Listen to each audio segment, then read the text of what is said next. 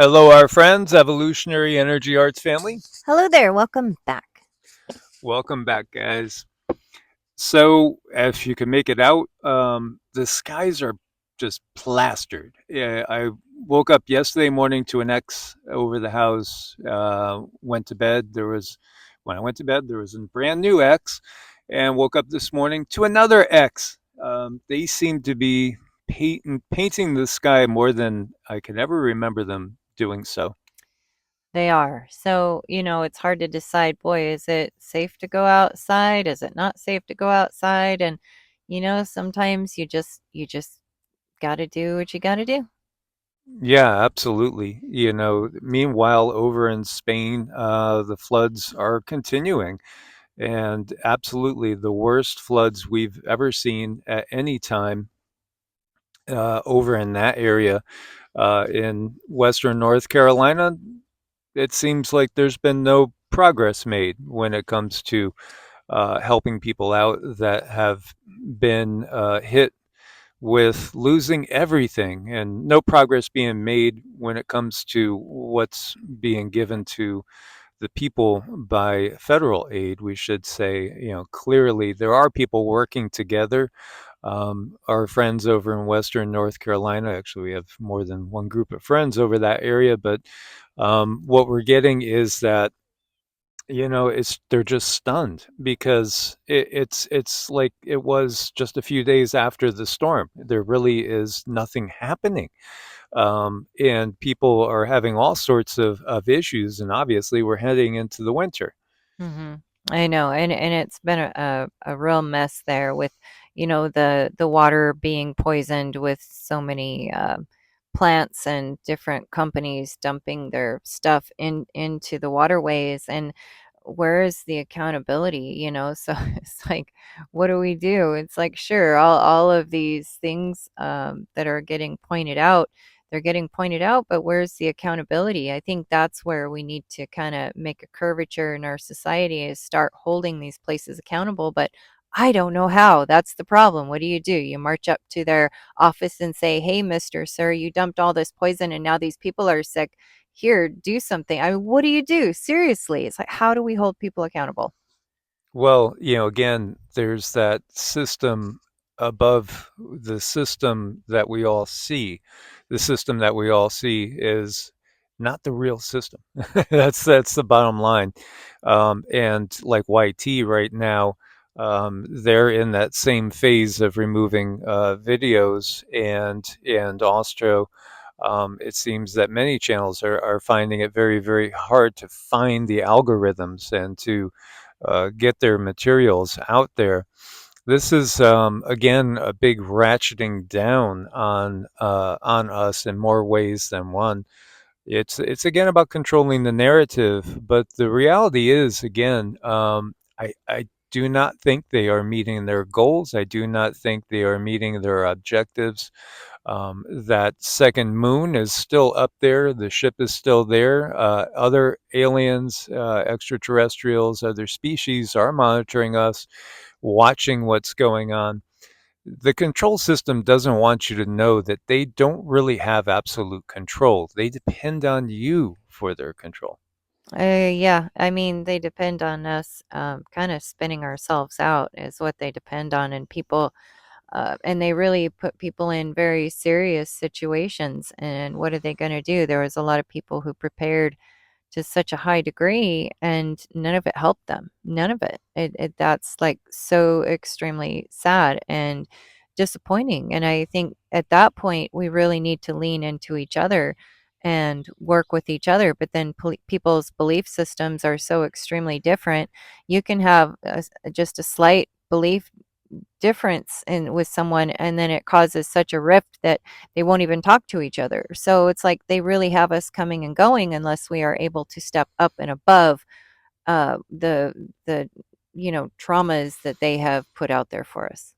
hmm They want you thinking paradigms are set in stone, but they're not. And when you look clearly at again the indoctrination that comes through, that is one of the things that's given. It's, well, what can I do about it? I'm just one person.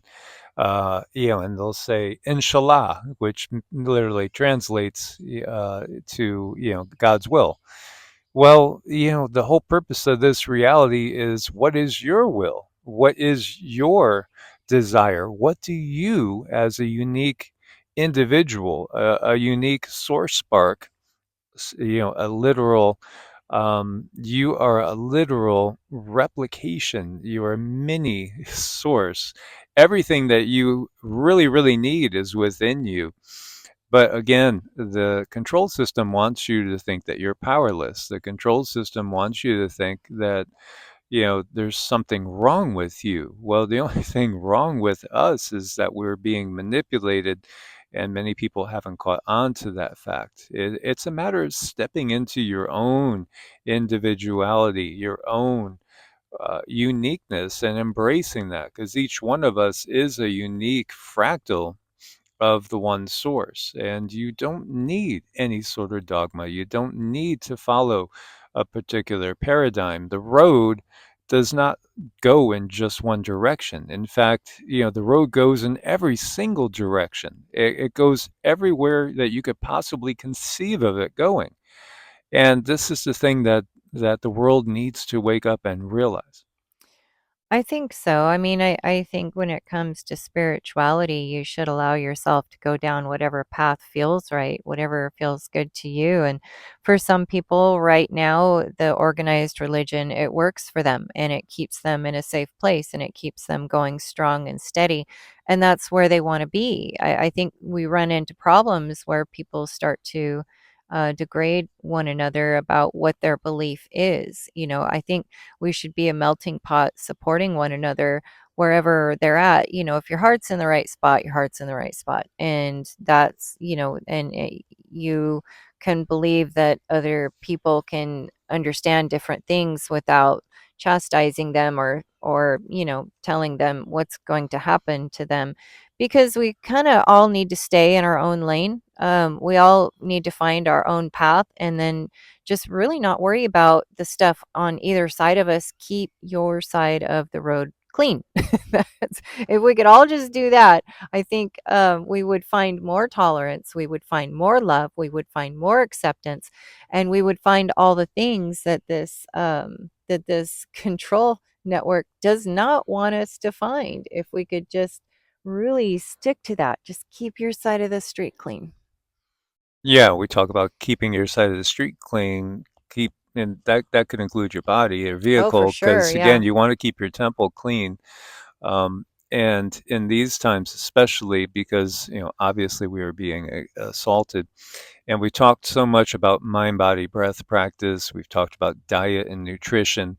I look closely at certain of the control systems key operators like Elon, and again, not a week goes by. I would almost say not more than 2 or 3 days don't go by that he's not tweeting about population decline.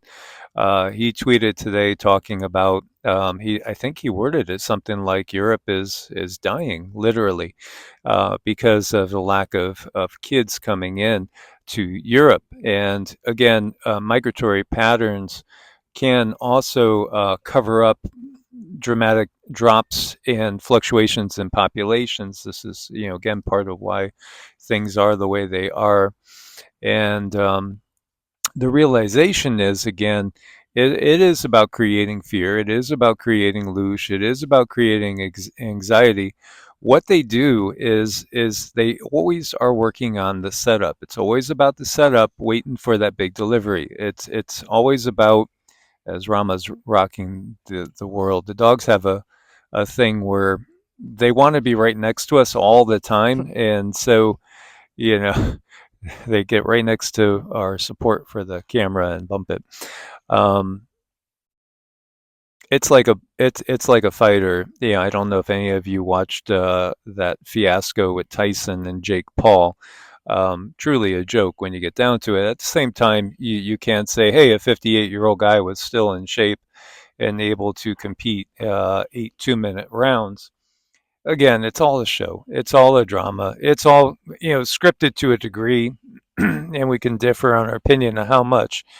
But when you look to a fighter, a fighter feints, a fighter jabs, and putting out these tweets. Tweets can be used as a jab, and then they also can be used to set up something that's coming. And so it's that constant repetition of saying certain things, constant repetition of hey, population's in decline, fertility rates are going down. So when they're ready, then they introduce this concept of artificial wombs, of getting people used to having kids in artificial ways, because that's ultimately their purpose the whole time. It's the same thing with everything. Okay, we have this E. coli outbreak now. Yeah, there's an E. coli outbreak, and actually, on the UFC card, a fighter was sick and had a stomach issue, probably from something they ate, and they had to cancel the fight on the card yesterday. So, what's really going on there? The Polish psychic was asked about, is there another plague upon the land coming? And he said it's in the works. It's underway. It's a process. It's in progress. What does that really mean? Well, again, it means that certain temples are very, very dirty.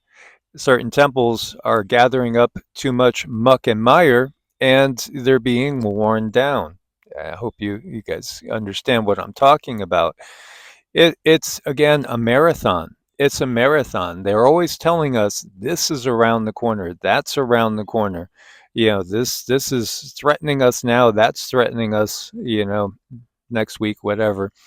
And then the big blow doesn't seem to come, but there are big blows. It depends on where you are. If you're in Spain, the big blow is being delivered right now. If you're in Valencia, I mean, it's being flooded away for like how many time in like 2 months period. If you were in Western North Carolina and Clyde or Maggie Valley and some of these other areas over there, Black Mountain, hey, the big blow happened. It's post Armageddon. Again, if you're in some of the areas that have been devastated by quakes and again by hurricanes, you're already living in a post-apocalyptic world. The question is, when does the rest of the world catch up? And we're all living in a post-apocalyptic world. And, that's one of their favorite things to do is to keep people in fear. So if people are literally in a situation, and many are, where it's post-apocalyptic with all of the floods and everything that's just happened in their lives, or are you on the other side of things and you're watching the news on the internet, you have to look at, oh, the population is in decline. Oh, this happened. War is going on. Oh, they're blasting people. Oh my gosh, it's World War III.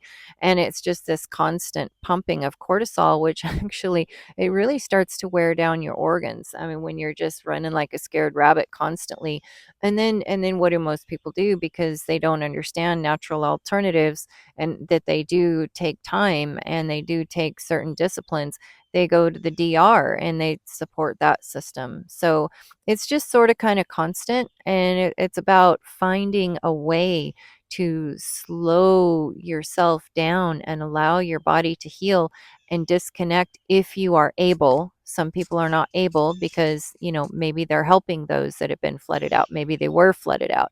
Maybe they're, doing other things that have to do with the goings ons. But if you're in a position where you can take the time to work and heal your mind, body, soul, and spirit, I think that's the direction that people should go in. And, there's this old saying, if you keep doing what you're doing, you're going to get what you got. Things just don't change. That goes along with the saying that, when it comes to insanity, what's the definition of insanity? So we have to think along those lines to get the understanding and the will and the determination to change the way we do things. So unless you're really truly on the front lines and you have a purpose there, I would be working on your mind, body, soul, spirit.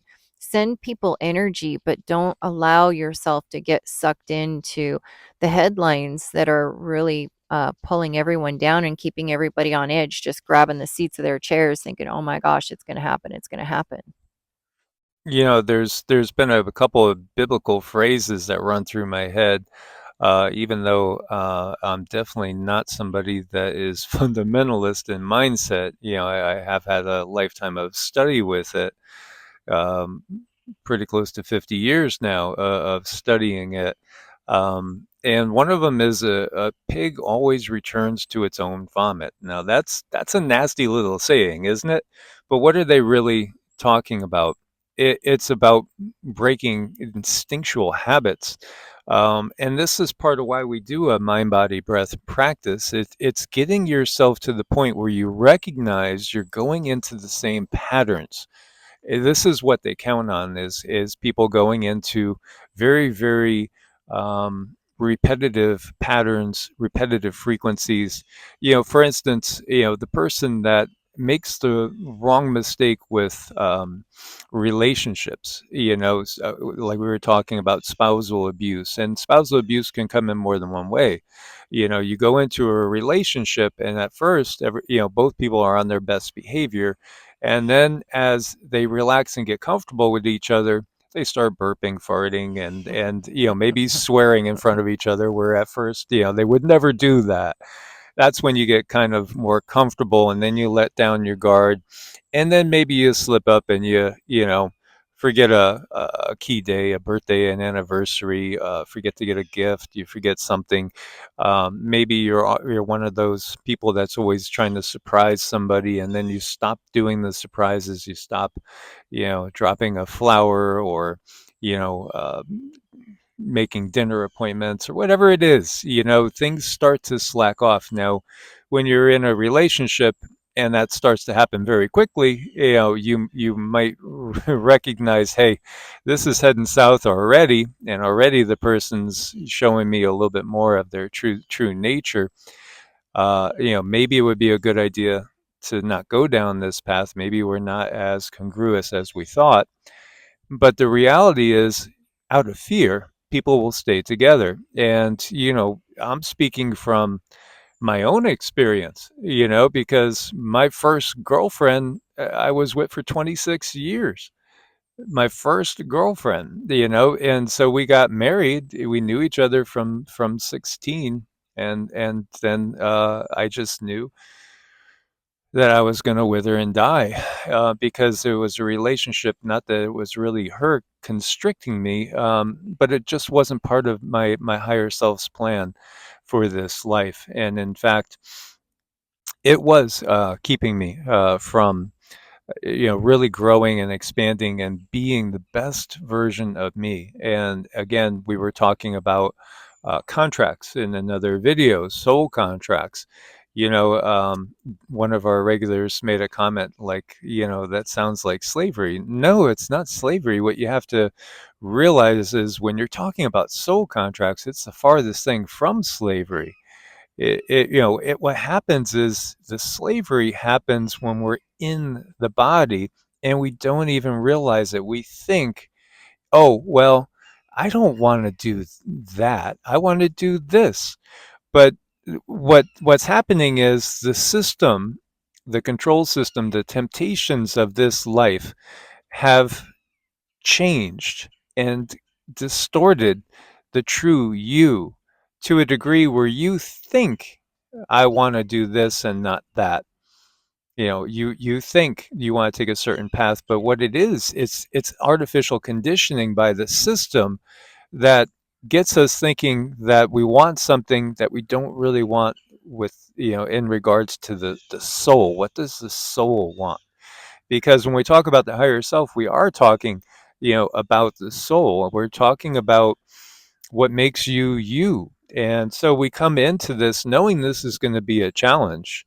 It's going to be a real challenge. And, we understand that. And in fact, it does have very, very real consequences, because when we enter these lives, sometimes we are facing conditions that, if we let the little self, the ego, that need to appear as something other than what you really, really are, take over, it could lead you down a road that can kind of undo perhaps certain lifetimes worth of work that you've really worked hard for. So, especially coming into a Kali Yuga, or the end of a Kali Yuga, this is really high stakes in so many ways. It's risk reward. You coming into this, it's like betting on a huge underdog. And it's something that's challenging. It really, really is. There are much safer times to come in and to get a little growth, a little soul growth from with less risk.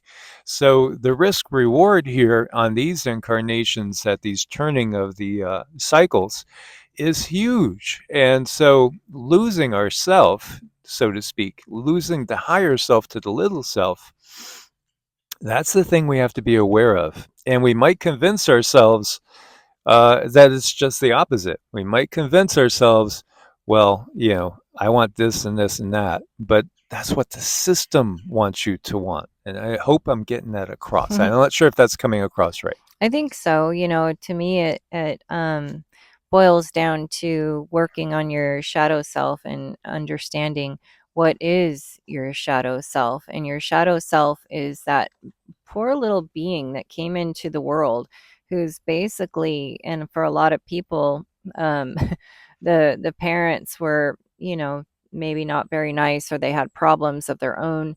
So this person is kind of at the mercy of the parents who raise them. And sometimes you have to adapt. You have to adapt to their expectations.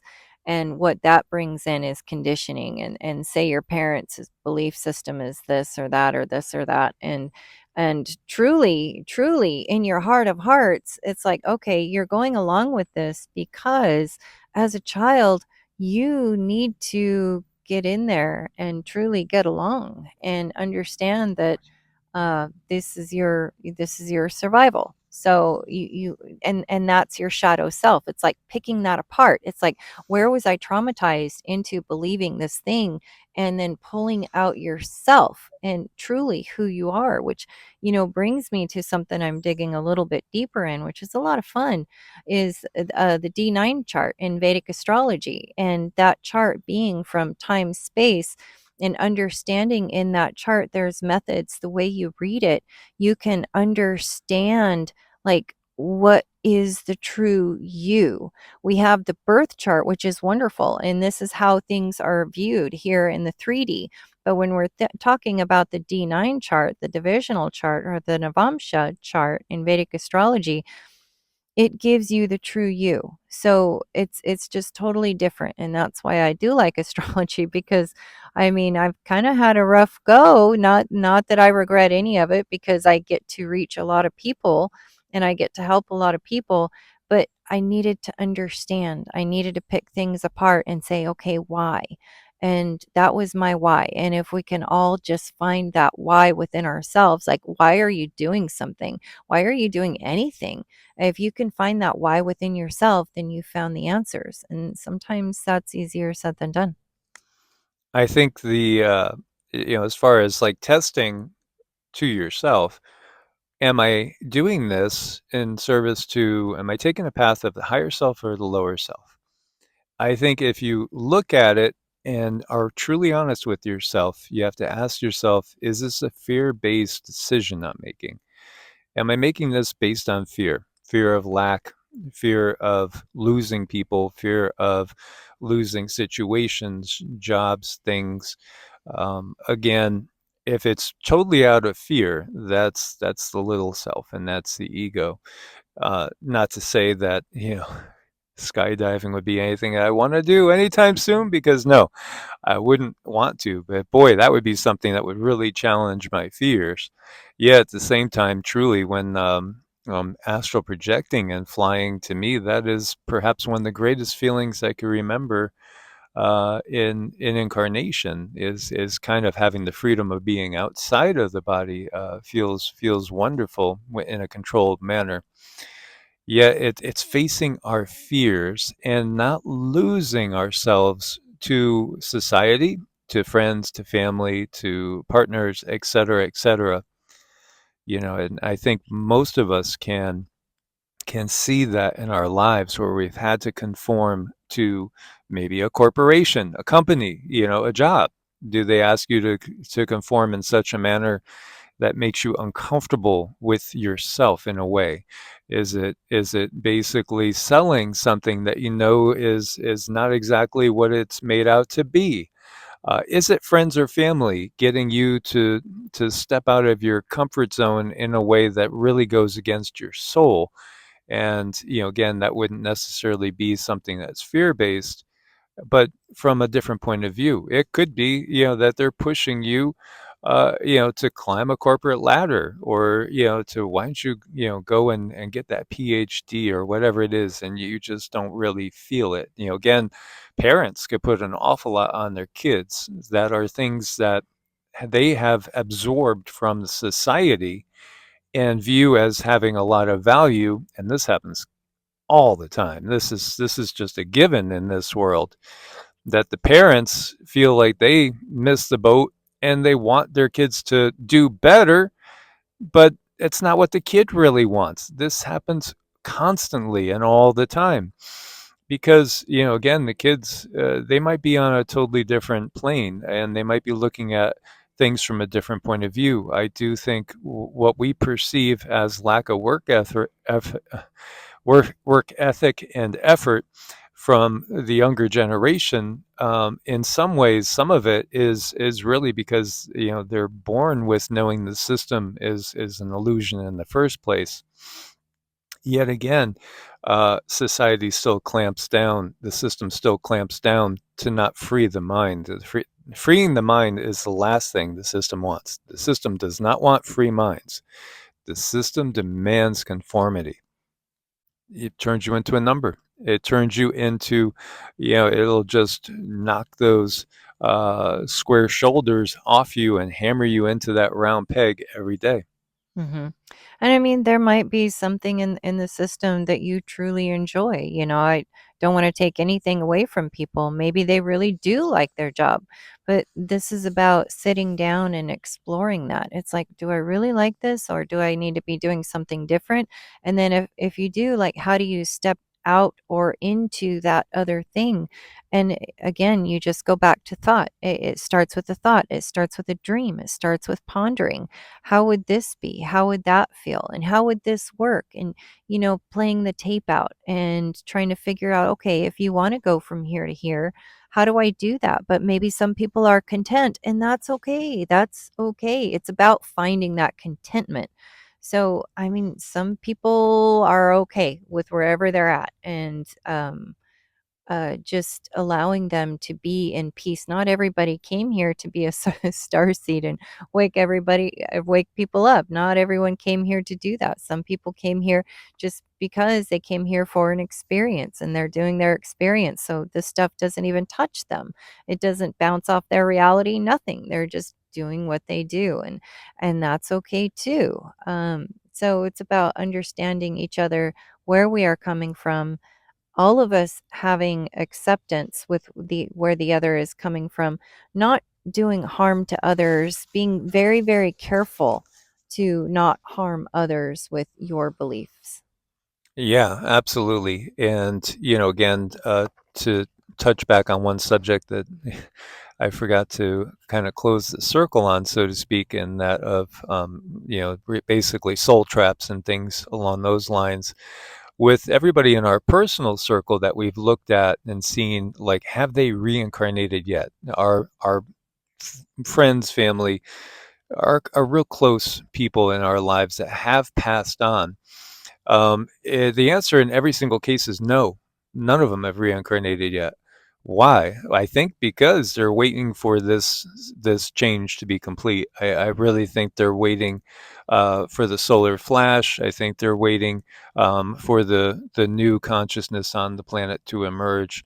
They're waiting for this cycle to kind of get done. Mhm. And I think that's why they haven't reincarnated yet at this point in time. So again, on that matter, I think it depends on where we're at. I do think souls, like we're saying, lose track of the higher self, get trapped into the system, have a life that is not what they intended, and they didn't hit the goals they intended, because that's what soul contracts are. These are goals. These are goals agreed upon from the little me and the higher me, the bigger me. These are things we want to learn and expand on, and yet if we don't hit them, then the desire is going to be to come back and hit them. And this is where it might seem like we're trapped, but it's not really a trap. It's just the fact that we didn't hit what we wanted to hit in this life. We didn't learn what we wanted to learn. We ended up falling into the trap of the system, so to speak, and missing our opportunities that were in front of us for true soul growth and letting them go. And we still had an experience, and we're still going to learn some things, but you're going to come back more than likely and try to achieve it next time, and maybe in a different yuga when it's a lot easier, or maybe even on a different planet. It's just, it's up to you. How do you want to do it? What is okay with you? What feels okay in your soul? How do you find that peace in your soul? What are you okay with? And giving yourself the grace and understanding that, yeah, you've been through some stuff. Absolutely. So I hope there was something new in here for you guys. I hope that there's something that maybe clicked a bell or two. We look forward to your comments and questions. Please do share with us. What do you want to see more of? What do you want us to touch on more? As we would love to be able to guide you guys more efficiently, where we're able to guide you guys and answer your questions where you have questions. As always, source bless and namaste. Namaste.